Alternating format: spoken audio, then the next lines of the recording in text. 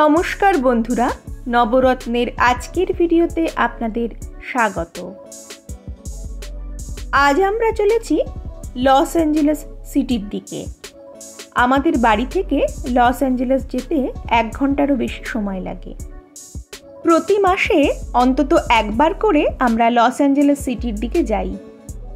আমরা বাঙালিরা মূলত যে ধরনের মাছ খেয়ে থাকি সে সমস্ত মাছের স্টোর লস অ্যাঞ্জেলেসের দিকেই অনেক বেশি। এর আগেও আপনাদেরকে আমি সঙ্গে করে সেখানে নিয়ে গেছিলাম, তবে আজ আর মাছের দোকানে নিয়ে যাব না। আজ তবে এই রাস্তায় যেতে যেতে কিছু অন্য কথা আপনাদের সঙ্গে শেয়ার করি। আপনারা হয়তো অনেকেই জানেন আমেরিকাতে পাবলিক ট্রান্সপোর্টের সুবিধা খুব একটা নেই। কয়েকটা হাতে গোনা স্টেট ছাড়া বেশিরভাগ জায়গাতেই নিজস্ব গাড়ির ওপর নির্ভর করে থাকতে হয়। তাই আমেরিকার রাস্তাতে এত বেশি সংখ্যায় গাড়ি চলে, কিন্তু এত যে গাড়ি মাইলের পর মাইল চলছে তাতেও কিন্তু বিশৃঙ্খলা খুব একটা হয় না। নেই কোনো হর্নের আওয়াজ। বেশিরভাগ গাড়ি নিয়ম শৃঙ্খলা মেনে রাস্তায় চলে, আর এর পুরো কৃতিত্বটাই এখানকার মোটর ভেহিকেল ডিপার্টমেন্টের। কারণ এখানে গাড়ি চালাতে হলে মোটর ভেহিকেল ডিপার্টমেন্টের বলে দেওয়া নিয়ম অনুযায়ী আপনাকে চালাতে হবে। তার ব্যতিক্রম হলে আপনি পড়তে পারেন শাস্তির মুখে, এবং সেক্ষেত্রে আপনাকে গুনতে হতে পারে বড় অঙ্কের জরিমানা।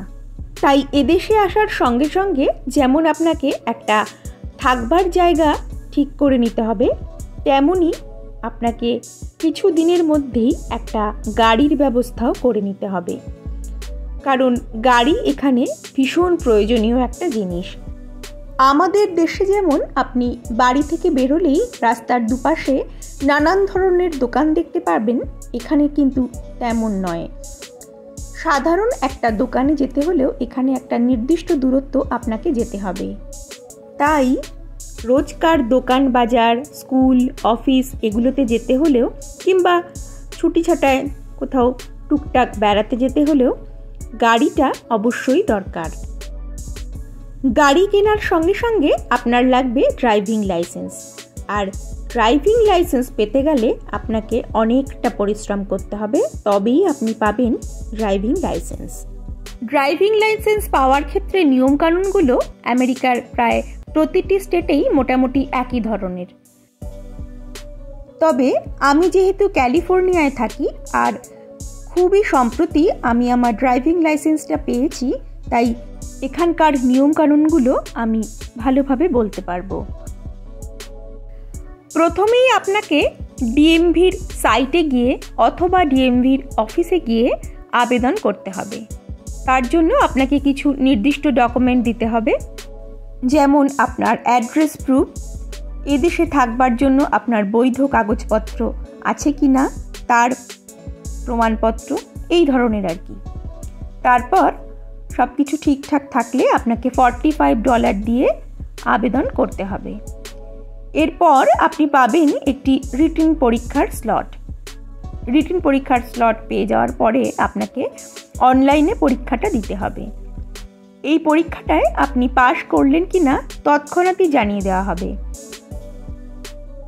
এই রিটেন পরীক্ষায় থাকে 46টা প্রশ্ন, যার মধ্যে 38টা আপনাকে অবশ্যই কারেক্ট করতে হবে, তাহলেই আপনি পাস। আর যদি প্রথমবারই আপনি পাস করতে না পারেন তাহলে আপনাকে আরও 2বার সুযোগ দেওয়া হবে। তবে প্রথমেই বলে রাখি, এই পরীক্ষাটা কিন্তু ততটাও হালকা ধরনের পরীক্ষা নয়। এই রিটেন টেস্টে পাস করতে গেলে আপনাকে কিন্তু বেশ পড়াশুনো করে তবেই পরীক্ষাটা দিতে হবে। তার জন্য ডিএমভির হ্যান্ডবুক থাকে, এবং আরও আপনি অনলাইনে বিভিন্ন জায়গা থেকে কিছু প্রশ্ন উত্তর কালেক্ট করে সেগুলো পড়াশুনো করে তবেই যেতে পারেন। তবে হ্যাঁ, আপনি একেবারে যা পড়ে যাচ্ছেন ঠিক সেই ধরনের প্রশ্নই যে এখানে আসবে তার কিন্তু কোনো গ্যারান্টি নেই। গাড়ি চালাতে গেলে অনেক সময় অনেক ধরনের সমস্যার সম্মুখীন আপনাকে হতে হয়। তৎক্ষণাৎ আপনি কি করবেন সেই উপস্থিত বুদ্ধি প্রয়োগ করেও আপনাকে কিছু প্রশ্ন উত্তর দিতে হতে পারে। এ তো গেল রিটেন টেস্ট। আপনি রিটেন টেস্টে পাশ করলেন, এরপর আপনাকে দিয়ে দেওয়া হবে একটা লার্নার পারমিট। বৈধ লাইসেন্স আছে এমন কোনো ব্যক্তিকে আপনার পাশে বসিয়ে আপনি এই লার্নার পারমিট দিয়ে গাড়ি চালাতে পারবেন। তবে এই লার্নার পারমিটটা 1 বছরের জন্য ভ্যালিড থাকে। এই 1 বছরের মধ্যে আপনাকে বিহাইন্ড দ্য হুইল টেস্টটি অবশ্যই ক্লিয়ার করতে হবে। এই বিহাইন্ড দ্য হুইল টেস্টটি কিন্তু এখানে মারাত্মক। বিশেষ করে ক্যালিফোর্নিয়ার ক্ষেত্রে এটা ভীষণই কঠিন একটি পরীক্ষা। কারণ বিহাইন্ড দ্য হুইল টেস্ট নেওয়ার সময় যিনি আপনার পরীক্ষক থাকবেন তিনি কিন্তু ভীষণ খুঁটিয়ে খুঁটিয়ে প্রতিটা বিষয়ের উপর নজর রেখে আপনাকে নম্বর দেন। পরীক্ষা নেবার আগেই তিনি কতগুলো মৌখিক প্রশ্ন আপনাকে করবেন, যেমন ধরুন আপনি আর্ম সিগন্যালগুলো জানেন কি না, ইমার্জেন্সি ব্রেক কিভাবে দিতে হয়, হেডলাইট আপনি চালাতে পারেন কি না, এই ধরনের কিছু প্রশ্ন আপনাকে করে থাকেন। এরপর পরীক্ষক আপনার গাড়িতে উঠবেন এবং আপনাকে বিভিন্ন ধরনের ইনস্ট্রাকশন দিতে থাকবেন। সেগুলো শুনে শুনে আপনাকে গাড়ি নিয়ে যেতে হবে। কখনো তিনি বলবেন লেফট টার্ন, কখনো তিনি বলবেন রাইট টার্ন, কখনো বলবেন সোজা এগিয়ে যাও, কখনো আবার আপনাকে বলতে পারে যে গাড়িটা সাইডে কোনো একটা জায়গায় পার্ক করে কিছুটা ব্যাক করে আসো। এ ধরনের কিছু কিছু ইনস্ট্রাকশন তিনি দিতে থাকবেন। ক্যালিফোর্নিয়ার ডিএমভির নিয়ম অনুযায়ী নির্দিষ্ট কিছু পয়েন্ট রয়েছে যেগুলো মেনেই আপনাকে কিন্তু পরীক্ষক গাড়ি চালাতে বলবেন। পরীক্ষা নেবার সময় তিনি একটি মার্কিং শিট নিয়ে বসবেন এবং সব শেষে আপনাকে ডিএমভিতে ফিরিয়ে নিয়ে এসে গাড়িটাকে পার্ক করতে বলবেন। তখন সেই মার্কিং শিটে এতক্ষণ ধরে আপনাকে তিনি যে মার্কগুলো দিয়েছেন সেই মার্কসগুলো কাউন্ট করে দেখবেন আপনি পাস করলেন কি করলেন না, এবং তৎক্ষণাৎ আপনাকে জানিয়ে দেওয়া হবে। তারপর সেদিনই আপনাকে দিয়ে দেওয়া হবে একটি টেম্পোরারি লাইসেন্স। এরপর 2-3 সপ্তাহের মধ্যে আপনার বাড়ির ঠিকানায় অরিজিনাল লাইসেন্স কার্ডটি চলে আসবে। কিন্তু এই পরীক্ষাটা এতটাই কঠিন এখানে যে একটু এদিক থেকে ওদিক হলে আপনি ফেল করে যেতে পারেন। বেশিরভাগ মানুষই এখানে একবারের চেষ্টায় সহজেই পাশ করতে পারে না। তার জন্য এখানে বেশিরভাগ মানুষকেই ড্রাইভিং স্কুলে ড্রাইভিং ইনস্ট্রাক্টরের কাছ থেকে ড্রাইভিংটা শিখতে হয়। কারণ এখানে গাড়ি চালানোটা শিখতে হলে আপনাকে প্রথম থেকে রাস্তায় নির্দিষ্ট স্পিড মেনেই গাড়ি চালানোটা শিখতে হবে। সেক্ষেত্রে কোনো ইনস্ট্রাক্টর দিয়ে আপনি গাড়ি চালানোটা যদি শেখেন সেটা একটু সুবিধাজনক, কারণ তার পায়ের কাছেও একটা ব্রেক থাকে। আপনি যদি রাস্তায় কোনো ভুল করে থাকেন তৎক্ষণাৎ তিনি ব্রেক প্রেস করে আপনার গাড়িটিকে কন্ট্রোল করে নিতে পারেন। তাছাড়াও এখানে গাড়ি চালানোর নিয়মটি একটু ভিন্ন ধরনের। এদেশে গাড়ির স্টিয়ারিংটা লেফট সাইডে থাকে আর আপনাকে যেতে হবে রাস্তার ডান দিক দিয়ে। তবে আমি কিন্তু কোনো ড্রাইভিং স্কুলে গিয়ে গাড়ি চালানো শিখিনি।